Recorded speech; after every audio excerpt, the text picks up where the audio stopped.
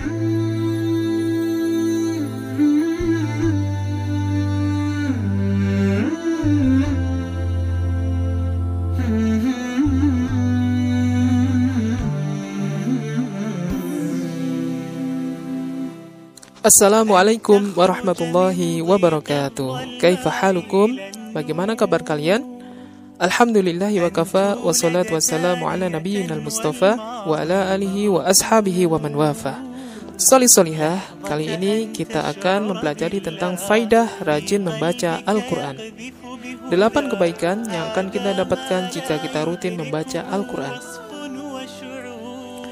Yang pertama, memberikan ketenangan hati.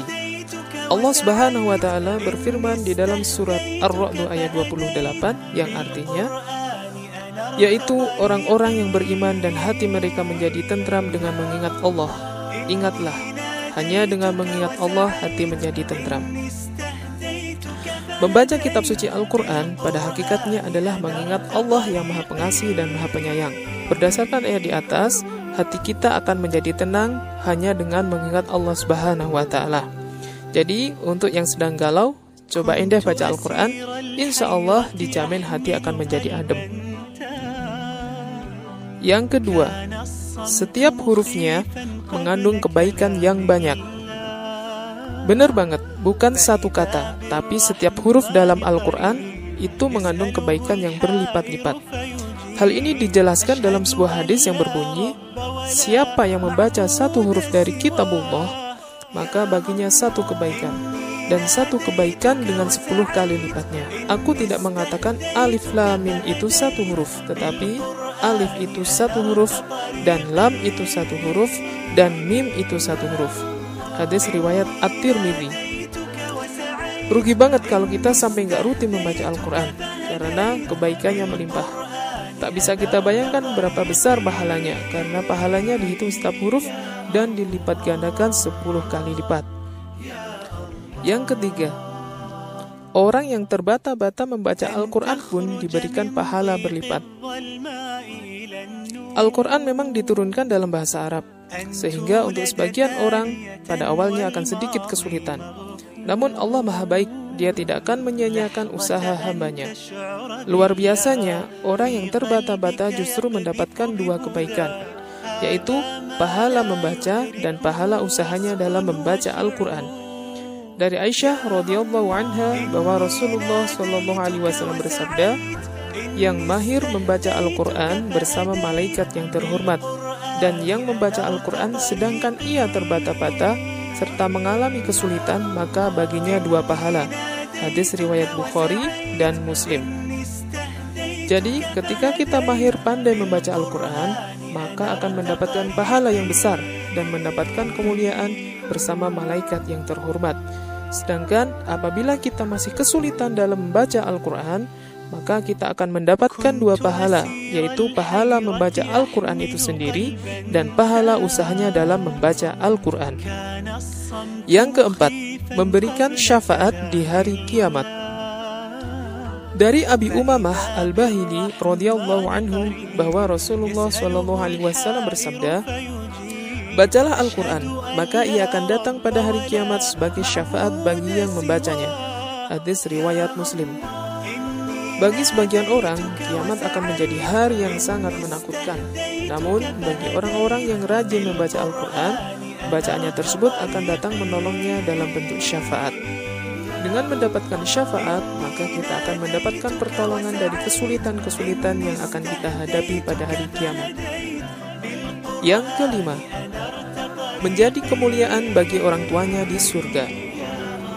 Barang siapa yang membaca Al-Quran, mempelajarinya dan mengamalkannya, kelak pada hari kiamat dikenakan mahkota dari cahaya yang sinar kemilonya seperti cahaya matahari. Dan bagi kedua orang tuanya masing-masing dikenakan untuknya 2 pakaian kebesaran yang tak bisa dinilai dengan dunia. Maka ketika itu kedua orang tuanya akan bertanya, karena apa kami diberi pakaian kemuliaan seperti ini?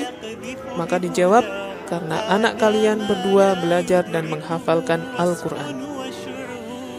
Anak solih dan solehah tentunya merupakan impian setiap orang tua. Mereka berharap dengan kesolihan anaknya itu mampu memberikan kebaikan bagi orang tuanya di akhirat nanti. Seorang anak yang membaca, belajar, dan menghafalkan Al-Quran memiliki posisi yang spesial di sisi Allah.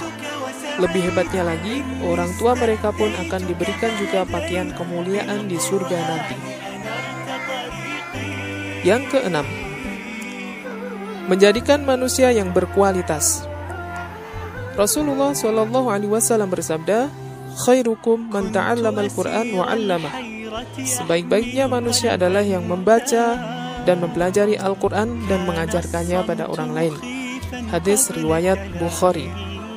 Al-Quran tidak hanya untuk dibaca saja, melainkan juga untuk diamalkan dan diajarkan. Dan barang siapa yang mampu melakukannya, maka dia akan termasuk ke dalam manusia terbaik. Yang ketujuh, mempelajarinya mendapatkan pahala lebih besar dari sholat sunnah.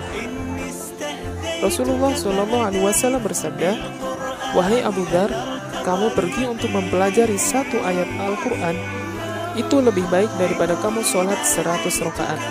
Hadis hasan riwayat Ibnu Majah. Allah sangat menghargai usaha manusia dalam mempelajari Al-Quran, meskipun hanya satu ayat.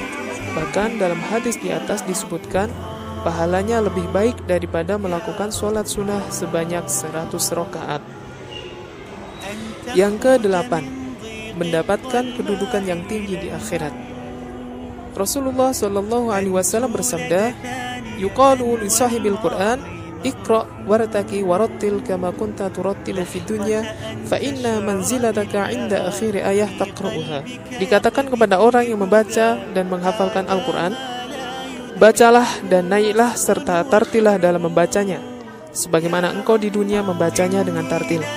Karena kedudukanmu adalah pada akhir ayat yang engkau baca atau yang engkau hafal. Hadis ini diriwayatkan oleh Imam Abu Dawud.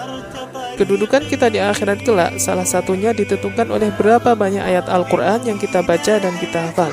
Hadis ini juga menjadi dalil bahwa satu-satunya ibadah yang kita masih disuruh oleh Allah Subhanahu wa Ta'ala untuk melakukannya di akhirat kelak adalah membaca Al-Quran. Demikian faidah yang akan kita dapat ketika kita rajin dalam membaca dan menghafal Al-Quran. Mudah-mudahan kita dimudahkan dalam mengamalkannya. Wallahu a'lam bishawab. Wassalamualaikum warahmatullahi wabarakatuh.